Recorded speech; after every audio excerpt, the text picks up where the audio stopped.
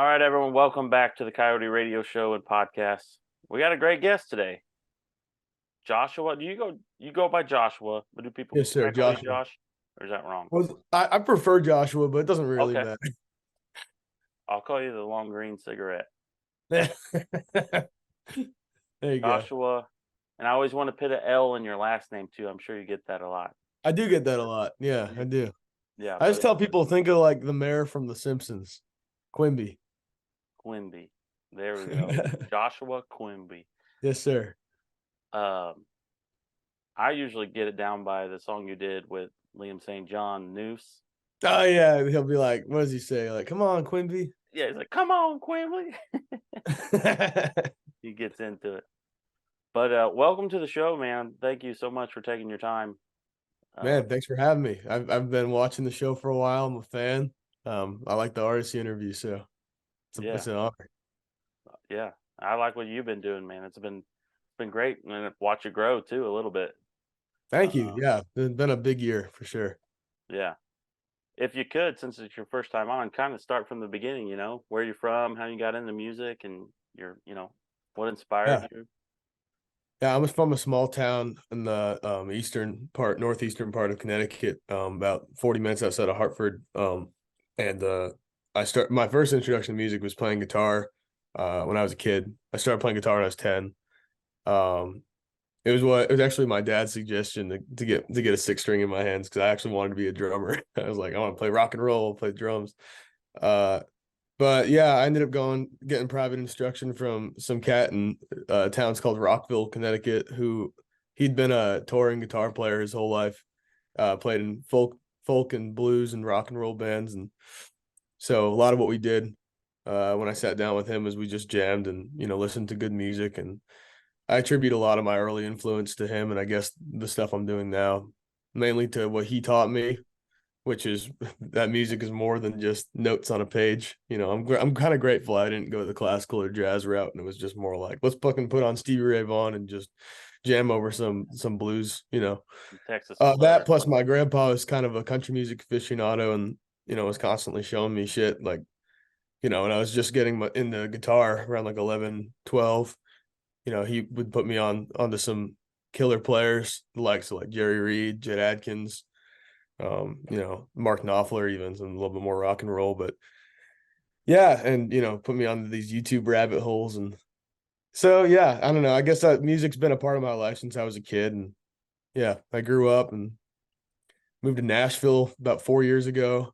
Originally, I was gonna play guitar. My goal was to play guitar in like a session and live setting, and play guitar for other people and their records.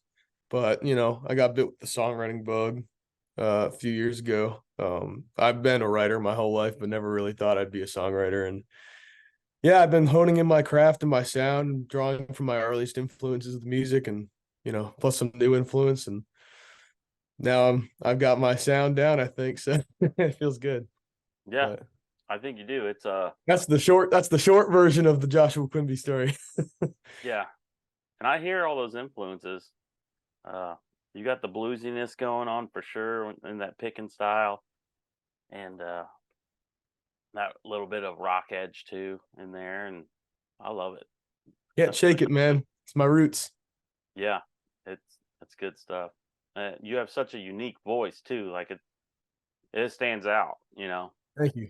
So which is very important in today's world. There's so many artists out there, and a lot of people sound like this, that, and the other. You are your own lane as I far as really vocals. appreciate you saying that. It's refreshing to hear that instead of you're trying to sound like Coulter Wall or you're trying to whatever.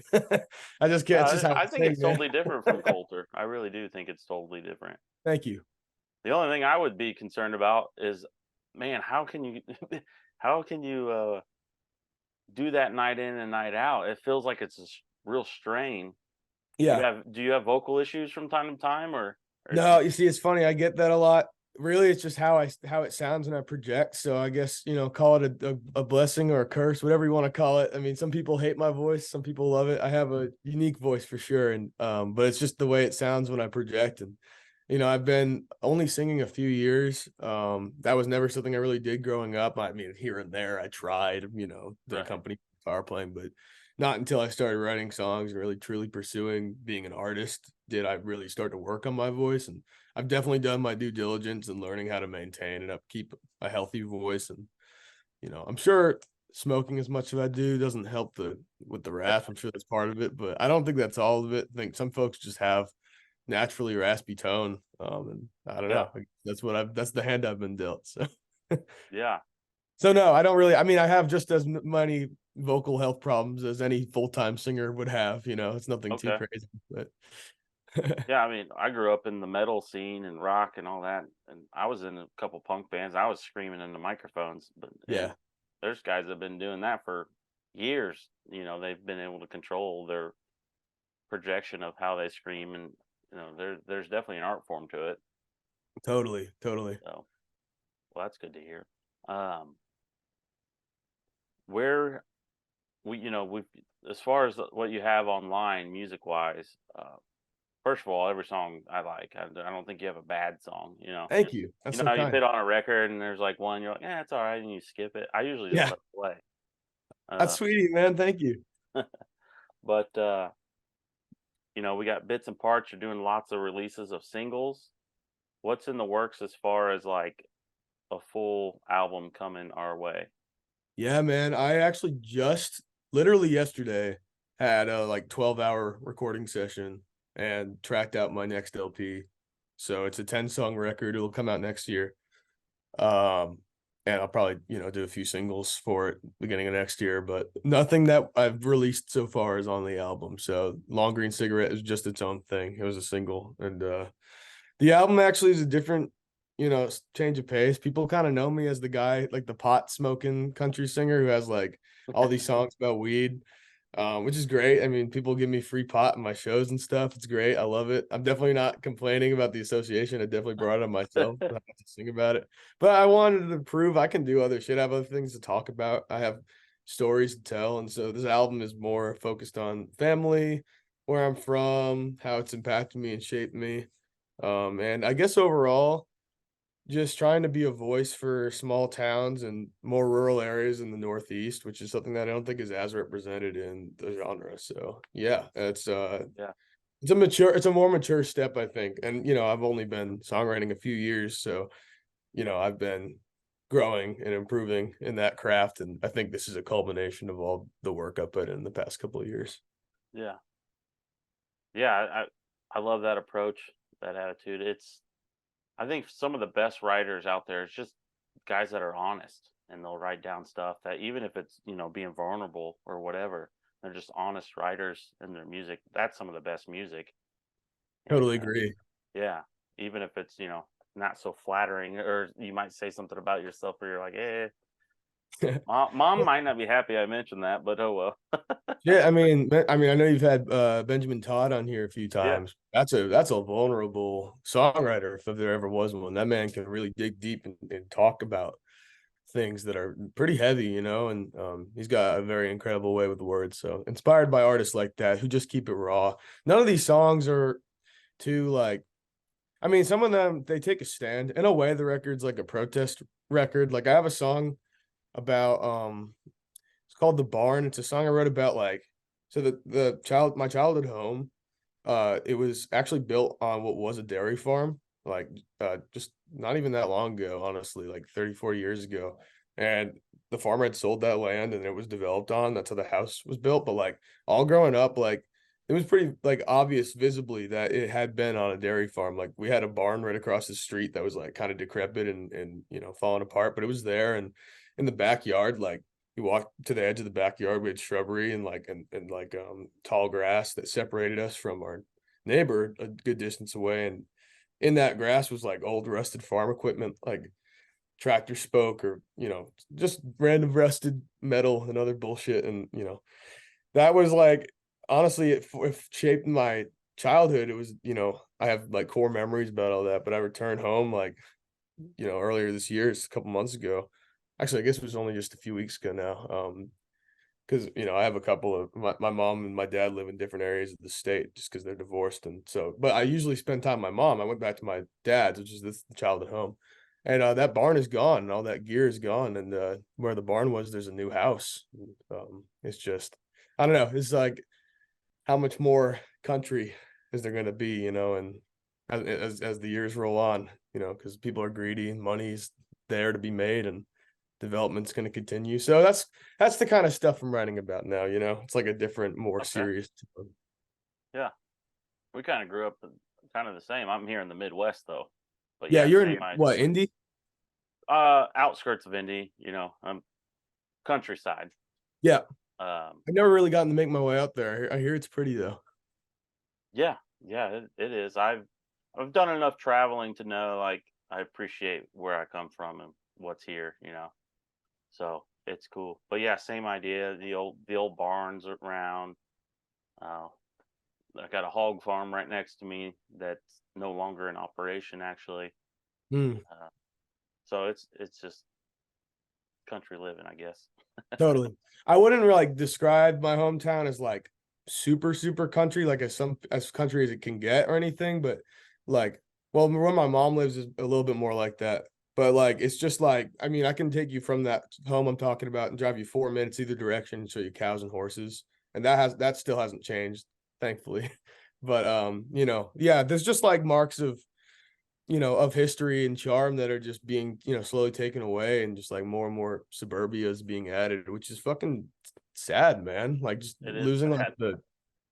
losing the charm and the history. And I don't know, I don't stand for that. So I guess that's where I'm headed with these songs. I want people to feel something. I want to take a stand against something. That's what a good folk singer should do. So Yeah. Um, you said next year. Do you have like a rough or a closer time frame? Is it going to be like spring or summer? Or yeah, hopefully spring, man. I'd love to have it up by March or April. I guess it just depends on how fast we can get that all together.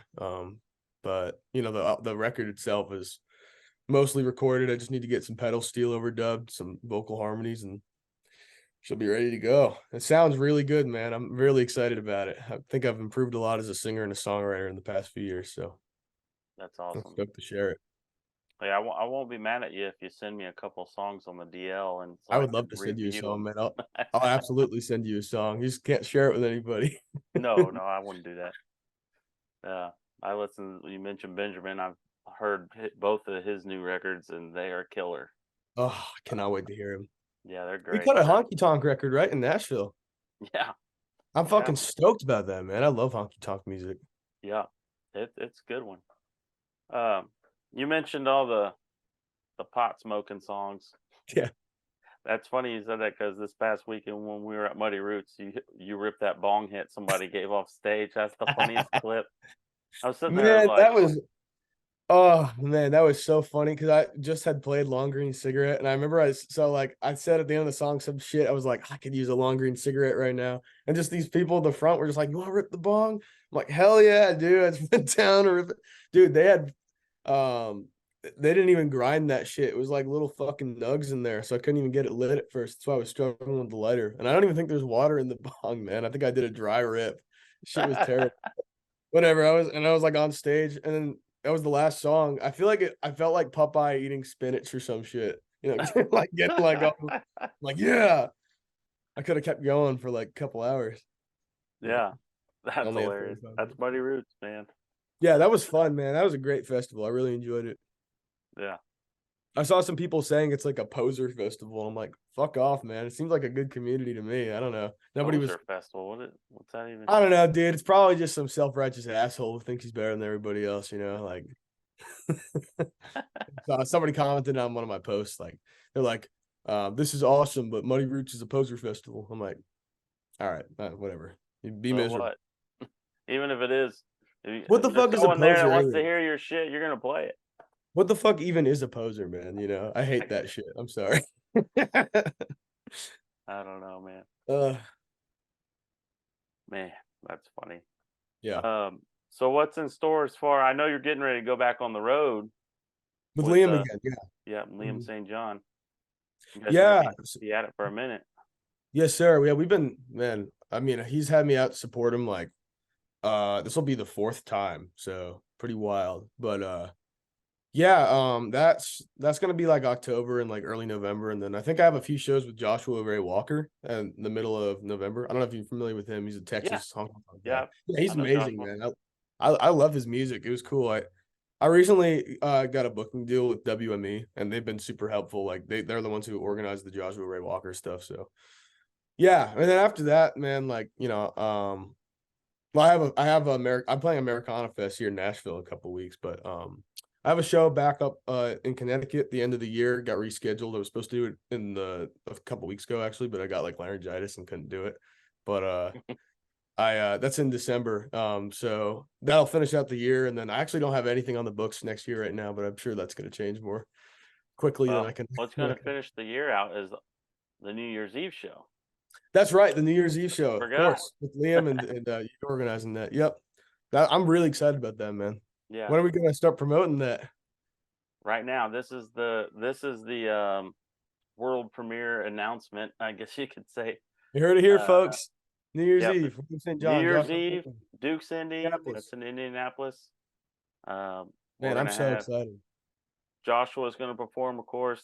Liam St. John, and we're still in the works of maybe having someone else kick things off. Um, Fuck yeah. so we'll see.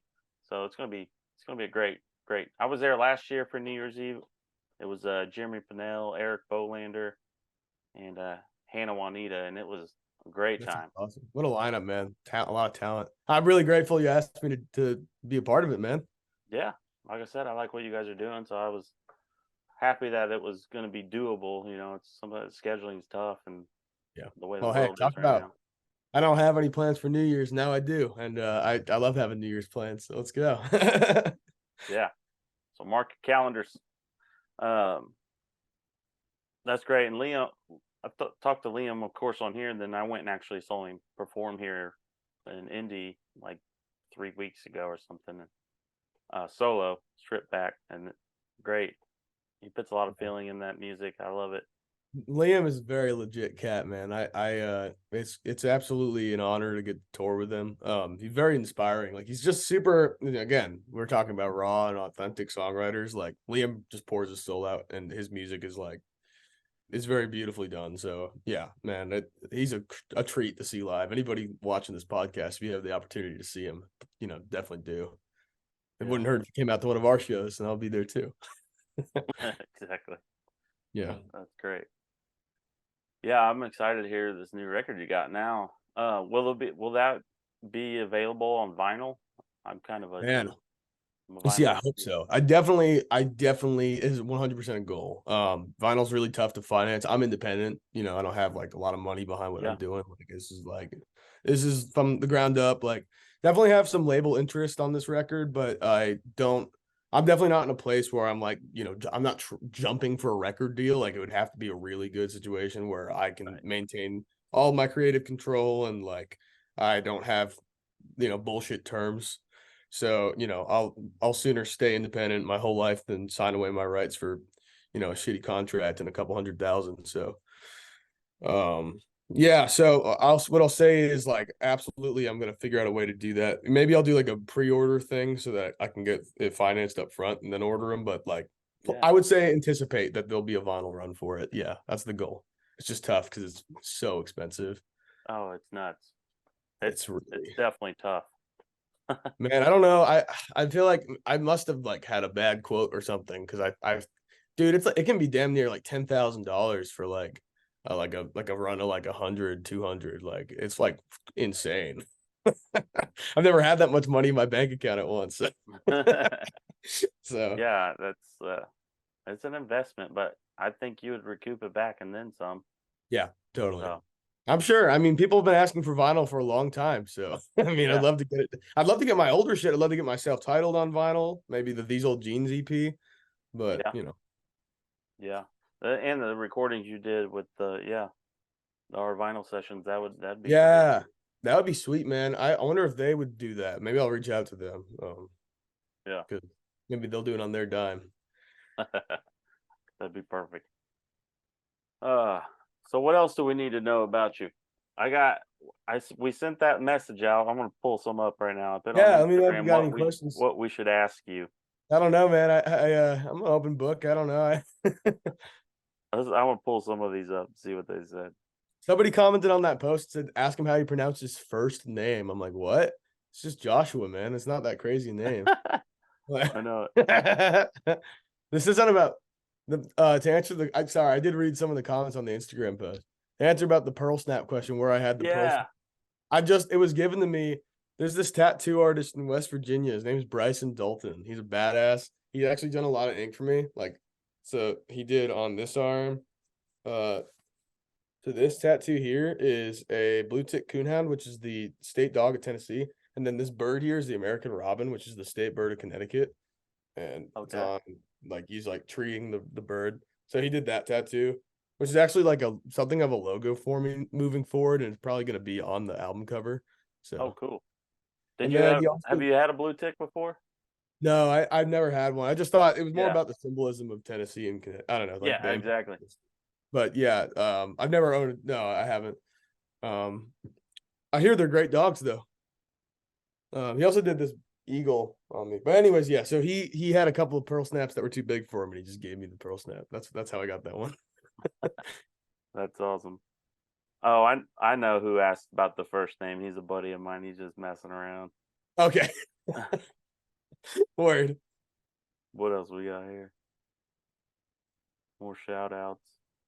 Oh, one was in the comment in a message was do you think you should have won the Gems on VHS contest? Man, I think there were a lot of really talented songwriters that were, that threw their hat in the ring.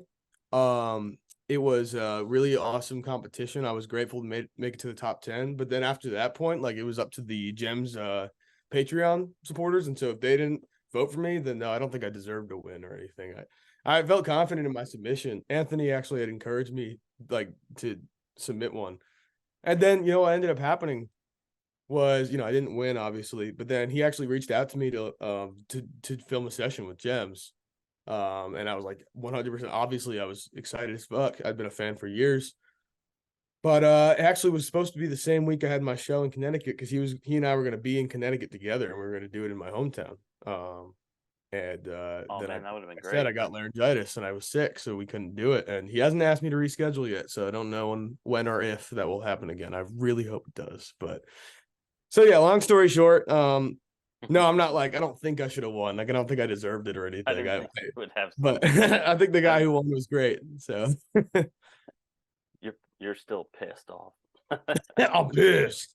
I hate that show. Dude. Their Patreon supporters don't know what they're talking about.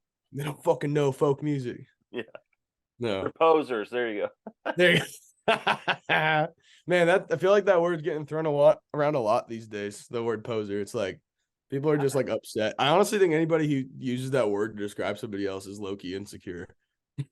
I agree with you because I honestly, since like you said, recently I've been hearing that word thrown around, but I really haven't heard much of that since like I was in high school.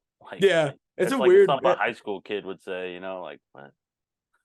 I think a part of it is obviously like this genre that has been really niche and underground for years is like kind of starting to boom, and you have a lot of cats out there who are trying to essentially. I mean, they're definitely like you can tell that there are artists out there who are really trying to emulate like Zach Bryan or Tyler Childers or something, and just like Right. do that. But do I look at that kind of artist and think to myself, oh, they're fake, they're a poser, they're trying to ride a train? No, I think of them as somebody who's been inspired by an artist that they love, and eventually down the line, I'm sure they're gonna end up finding their own path. But like the truth of the matter is, anybody who starts making music is obviously going to have references and influences that they'll wear on their sleeve if they're first getting started. I mean, it's hard to develop. You have to develop as an artist a sound that's unique, that is yourself. And sure, like it happens more innately for some people than others. And like some people get into their groove a little quicker than others. But like, if some kid wants to put out a single that sounds like something in the orange, like, all right, I don't expect his music to sound like that 2 years from now. I don't know. That's how I look at it. It's like it doesn't It's necessarily more mean of like a growing stepping stone.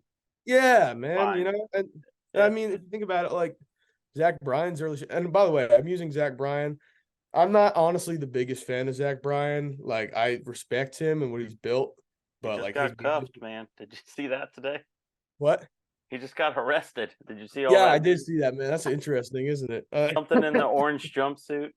It's funny as hell, man. Yeah, that I saw somebody tweeted that they're like, call that something in the orange. And it's like, That's no, funny.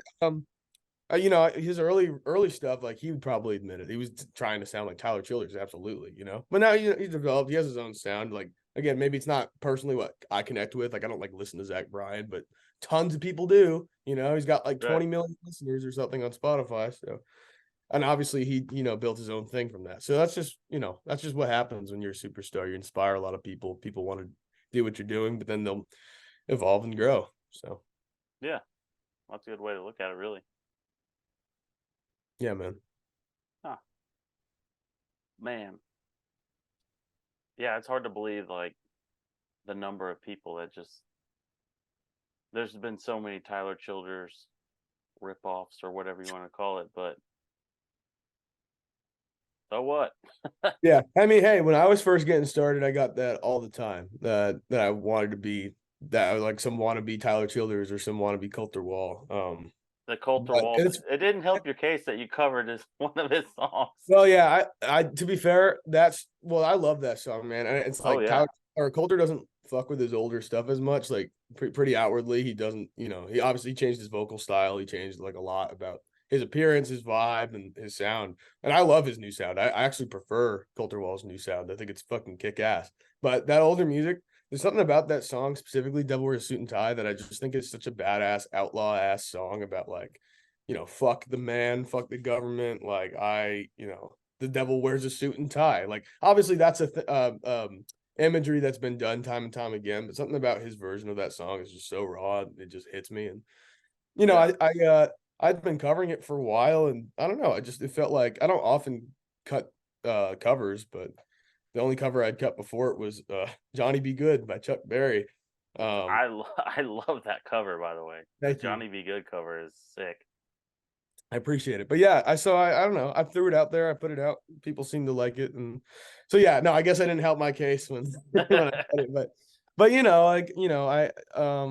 it's funny that I was getting that too, man, because when I got started like with my solo stuff, this like boom that we're seeing in the genre hadn't really quite happened as much. Like obviously, you know, musicians like Sturgill and Tyler and other artists in like the 2010s have been a really important part of the revival of the sound. Like there was already heat going on behind it. Like I debuted my self-titled in like early 2022, so like there obviously had been like a lot of releases and there was a scene, but it wasn't like Zach Bryan hadn't shot to stardom really yet. You know, it wasn't like that kind of level at this point, you know. So especially in the past few months, I feel like it's been insane, man. It feels like every other day there's some new kid on the scene who's like, you got to check this guy out. This guy's viral as fuck, you know. And then of course Oliver Anthony, this Yeah. red beard dude, comes out of nowhere and he's like top of the charts for So Unbelievable. it's just crazy how fast it's all exploded, and so I guess maybe that's another reason why that word poser is being thrown out so much because people are kind of like nervous that we're gonna lose control of the I guess DIY independence of this scene. But truth of the matter is, man, like, and sorry if I'm rambling here. I have a lot of No, no, thoughts. this is great, man.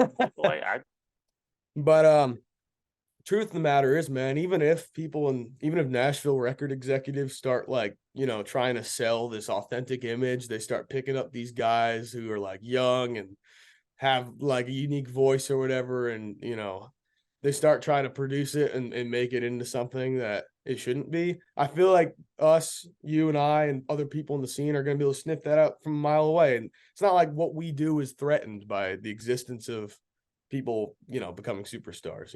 It's like, right. I know for a fact, fucking nothing I write could go on the radio, man. That's not what the radio wants to hear. I don't even do the same thing that Oliver Anthony guy does. It's totally different. So Yeah. country music is so diverse. There's so many different niche subsections of it. Yeah. All the little subgenres of this, that, and the other, and Absolutely, man. that.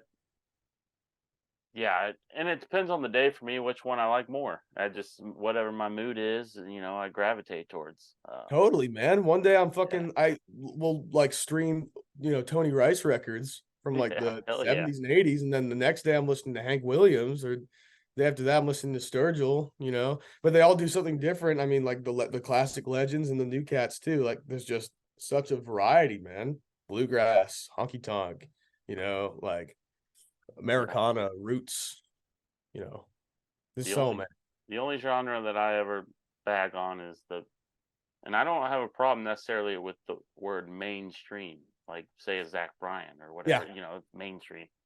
He's got some great writing, great songs, and there's some stuff I really like. I think like even Dawn's that song is a pop song. That's not I even, totally 100% but I agree. think the arrangement of that song is so unique in its own way, and the girl he had on there, her voice is spectacular. Totally, man. But And I mean, hey, Zach Bryan, just whatever you want to think about his solo music. Like again, I made it clear. I don't listen to him. I don't really yeah, connect with his music at all. And I would agree with you. If I had to classify Zach Bryan, which nobody gives a shit how I'd classify Zach Bryan, but yeah, I would think of him as a pop singer. Really, he's pop, pop country, or not really pop country. That's a different thing, the bro country shit. But like pop indie singer songwriter.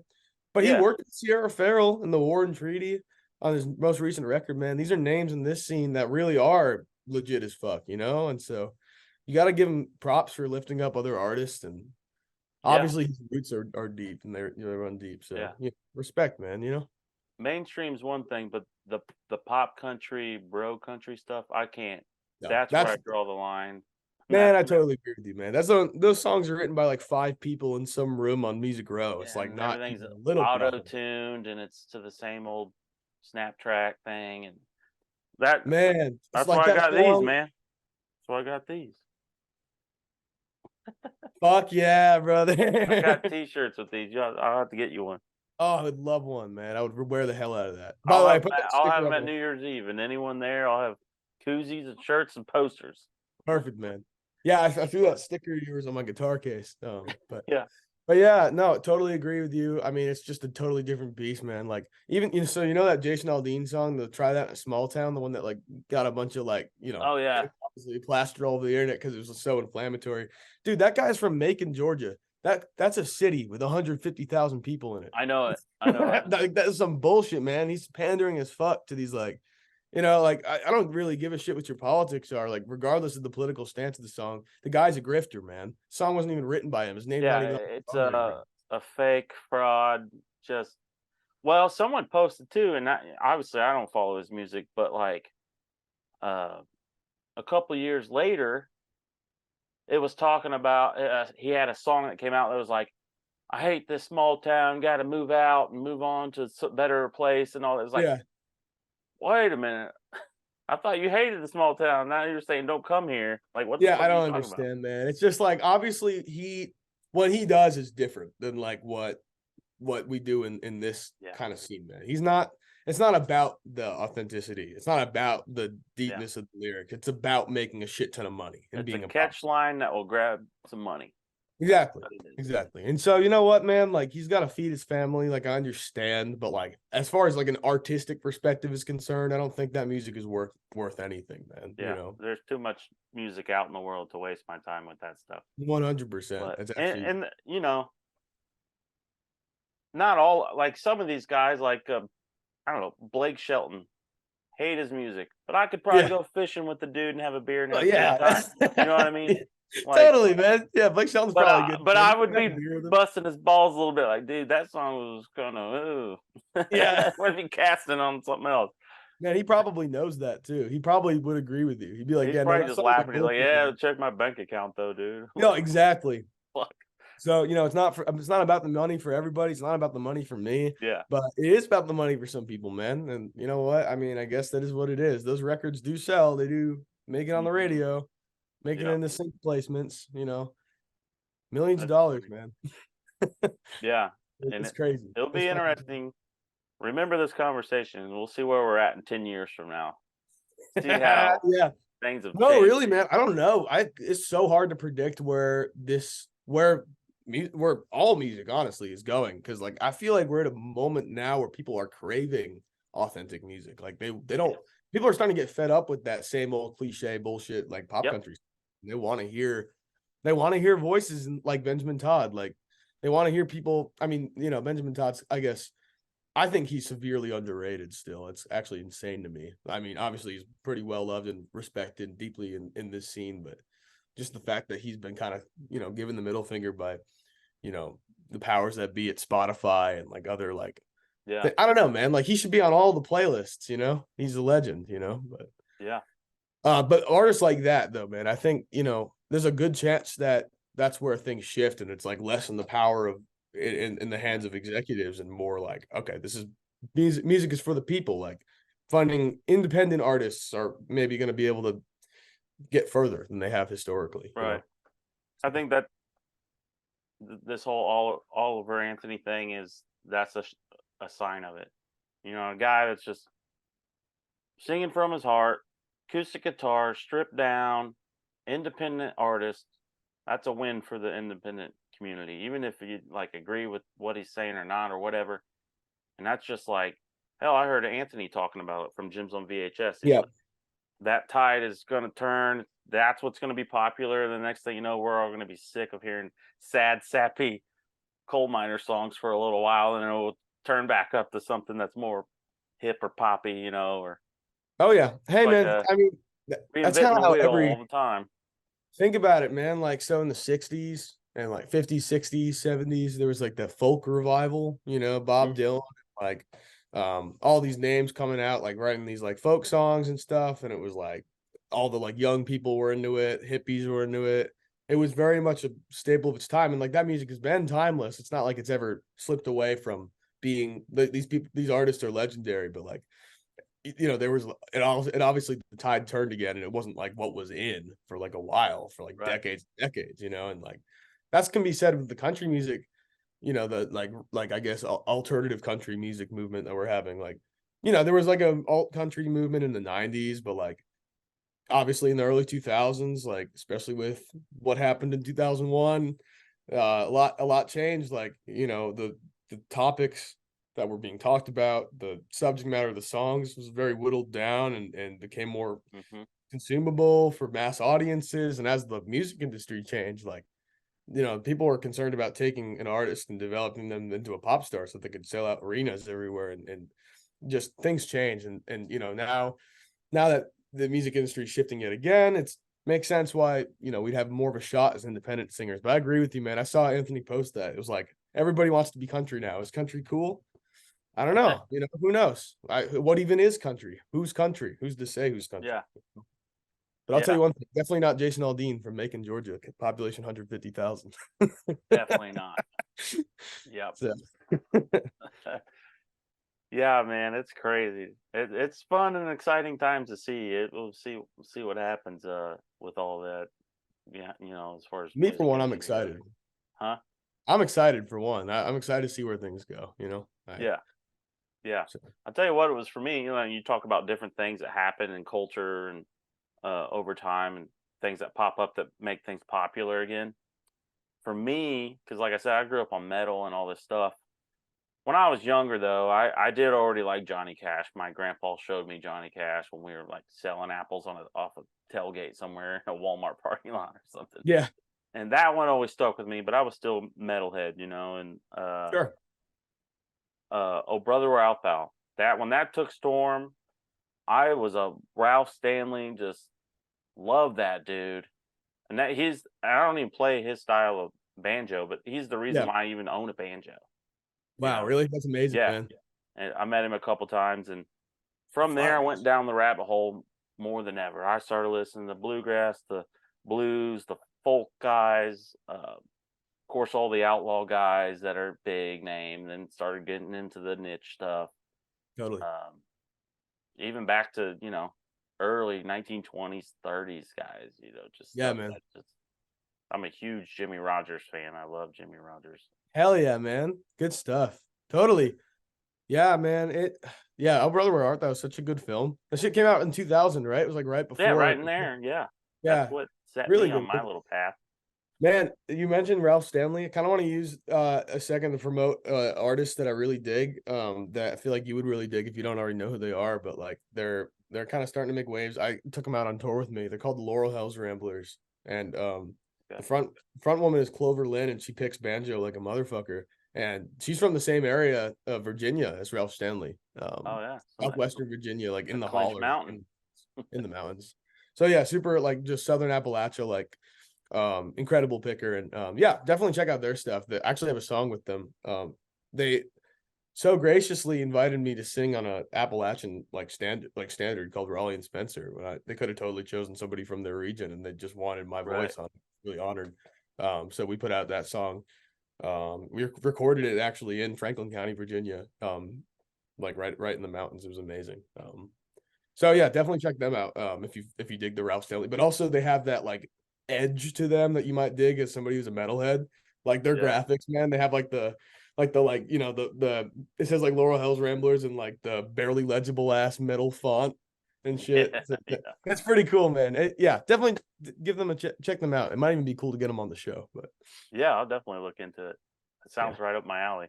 I think you'd fuck with them, man. I think you'd fuck with them. Yeah, that's awesome, man. Well, hey, I won't take any more of your time. This has been great. Thank It's you been again for amazing. I being really on. appreciate you letting me chat with you, and great talking about country music. Yeah, it's always fun to hang out. Uh, is there a place where people should follow you? Obviously, all the is there a better spot that you're more active? People should follow you, and you have a website. Yeah, I definitely check out my website, joshuaquimby.com, if you want to see my like updated tour schedule. I got all my discography on there, easily linked. But if you follow me on Instagram and TikTok, you can stay up to date with everything I'm doing. So I post pretty regularly there. And yeah, otherwise, just search my name on all streaming and you'll find my music, Joshua Quimby. Hell yeah, man. All right, dude. Well, I'll see you soon. I mean, that will be here before we know it, really. But Yeah, man. At the very soonest, it'll be the first. So, or I guess New Year's Eve. So, yeah, catch you then, brother. I'm excited. Thanks for having me on the show. right on, man. We'll All see right. you.